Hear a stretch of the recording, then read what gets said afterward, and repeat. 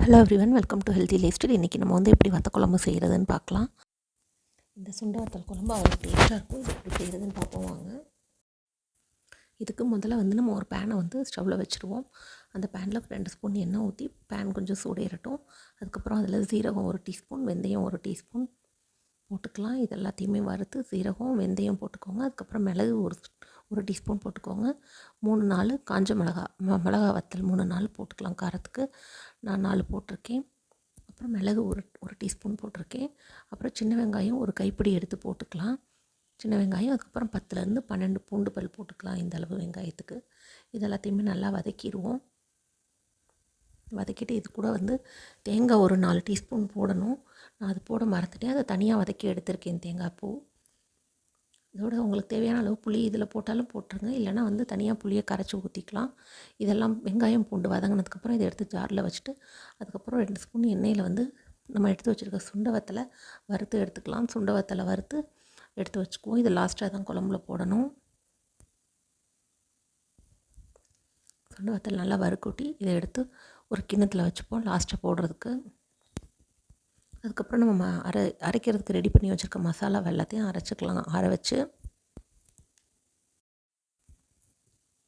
இப்போ இந்த சுண்டு வத்தல் நல்லா பொரிஞ்சிருச்சு. இதை எடுத்து ஒரு கிண்ணத்தில் எடுத்து வச்சிடலாம். இது நல்லா பொரிஞ்சால் தான் நல்லாயிருக்கும். நல்லா பொரிச்சு எடுத்துருங்க.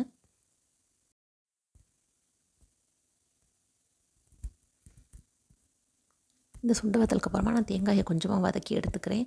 நான் ஃபஸ்ட்டே அந்த இதெல்லாம் மசாலா ஜாமான் வறுக்க மறந்துட்டேன். அதனால் வந்து இப்போ தனியாக இது வதக்கி எடுத்துக்கிறேன். லேசாக வதக்கினா போதும். வதக்கிட்டு இது வந்து மசாலா அரைக்கிறதோடு சேர்த்து எடுத்து வச்சுக்கோங்க. இப்போ வந்து இந்த பேனில் வந்து நம்ம இந்த தேங்காயை எடுத்து வச்சுட்டு குழம்புக்கு வந்து எண்ணெய் ஊற்றி தாளிச்சிடலாம். இப்போ குழம்பு தாளிக்கிறதுக்கு பேனில் 2 ஸ்பூன் எண்ணெய் ஊற்றிக்கலாம். அதுக்கப்புறம் அதில் கடுகு, சீரகம், வெந்தயம், மிளகு போட்டு தாளித்து கருவேப்பிலை போட்டுக்கலாம். இது எல்லாத்தையும் போட்டு இதெல்லாமே பொரிச்சதுக்கப்புறம் கருவேப்பிலை ஆட் பண்ணிவிட்டு கொஞ்சமாக சின்ன வெங்காயம் போட்டு சின்ன வெங்காயம் வதங்கினதுக்கப்புறமா ஒரு தக்காளியை நறுக்கி போட்டு இது எல்லாத்தையும் வதக்கிடுங்க. வதங்கட்டும்.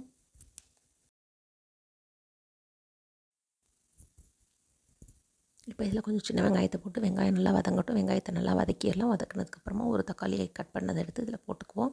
தக்காளியும் கொஞ்சம் வதங்கினதுக்கப்புறமா நம்ம அரைச்சி வச்சுருக்க பேஸ்ட்டை இதில் ஊற்றிடலாம். அந்த குழம்பு மசாலாவை இதில் ஊற்றி நல்லா வதக்கிடுவோம் மசாலாவை. தக்காளி சேர்த்தாச்சு. அடுத்து இதில் மசாலா வந்து ஆட் பண்ணி அதையும் நல்லா வதக்கிடுவோம். அந்த மசாலாவோடு சேர்த்து நீங்கள் வந்து வேணால் கொஞ்சோண்டு சாம்பார் தூள், குழம்பு மிளகாத்தூள் என்ன இருக்கோ அதை ஆட் பண்ணிக்கோங்க. இப்போ இதை மசாலா ஆட் பண்ணியாச்சு. இதை நல்லா இந்த எண்ணெய் பிரிகிற அளவுக்கு வதக்கிக்குவோம். இது வதக்கிட்டு தேவையான அளவுக்கு மிளகாத்தூள் போட்டுக்கலாம். அப்புறம் தண்ணி ஊற்றி இதை நல்லா கொதிக்க விடுவோம். இது வதக்க நல்லா எண்ணெய் பிரியும் பாருங்கள். அது வரைக்கும் நல்லா வதக்கிடுவோம். வதக்கிட்டு அப்புறம் இதில் தண்ணி ஊற்றி நல்லா கொதித்து வரட்டும்.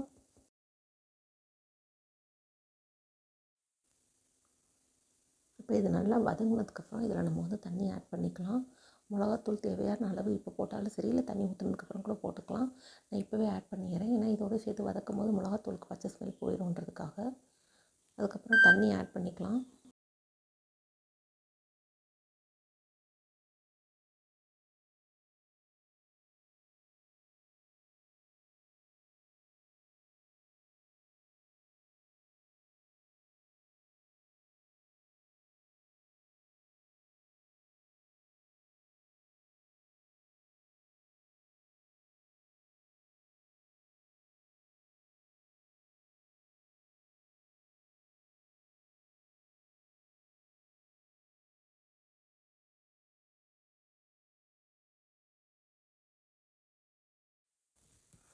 குழம்புல கொஞ்சம் தேவையான அளவு உப்பு போட்டுக்கலாம். உப்பு போட்டுட்டு அதுக்கப்புறம் இது நல்லா கொதித்து வரும்போது 2 ஸ்பூன் நல்லெண்ணெய் ஊற்றிக்கோங்க. அப்புறம் கொஞ்சமாக வெல்லத்தை இடித்து கொஞ்சம் போட்டுக்கோங்க. இல்லை இனிப்பு வேண்டாம் அப்படிங்கிறவங்க போட வேண்டாம். நான் கொஞ்சோண்டு 1 ஸ்பூன் மட்டும் வெல்லம் போட்டுக்கிறேன். இனிமேல் தான் இதில் வந்து எண்ணெய் ஊற்றணும். எப்போவுமே வந்து நல்லெண்ணெய் வந்து இறக்கும் போது தான் ஊற்றணும். அப்போ தான் ரொம்ப கசக்காது. இப்போ இதில் 2 ஸ்பூன் நல்லெண்ணெய் ஊற்றிட்டு அதுக்கப்புறம் கொஞ்சமாக வெல்லம் போட்டு இது பண்ணிக்கலாம். அதுக்கப்புறம் வந்து சுண்ட வத்தல் வந்து கொஞ்சத்தை இடித்து போட்டுக்கலாம். கொஞ்சத்தை முழுசாகவே போட்டுருங்க.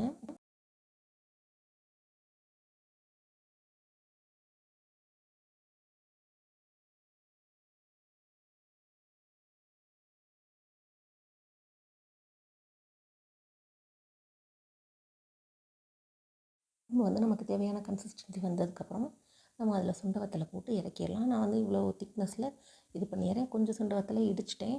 மிக்சியில் பொடி பண்ணாமல் இடிச்சிருக்கேன். இடிச்சிட்டு கொஞ்சத்தை முழுசாக போட்டுறேன். கொஞ்சம் சுண்ட வத்தல் 1-2 முழுசாக இருந்தால் தான் குழம்புல பார்க்க நல்லாயிருக்கும். ஒரு கொதி மட்டும் விட்டுக்கலாம் சுண்ட வத்தல் போட்டதுக்காக. இது ஒரு கிண்டிட்டு ஒரு கொதி வந்ததும் ஸ்டவ் ஆஃப் பண்ணிவிட்டு குழம்பு எடுத்துடலாம்.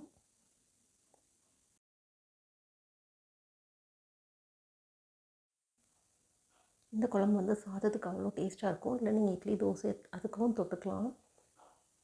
செஞ்சு பாருங்கள். செஞ்சு பார்த்துட்டு எப்படி இருந்ததுன்னு சொல்லுங்கள் கமெண்ட்டில். Healthy life style channel subscribe பண்ணாதவங்க சப்ஸ்கிரைப் பண்ணிக்கோங்க. தேங்க்யூ ஃபார் வாட்சிங். Subscribe for more videos.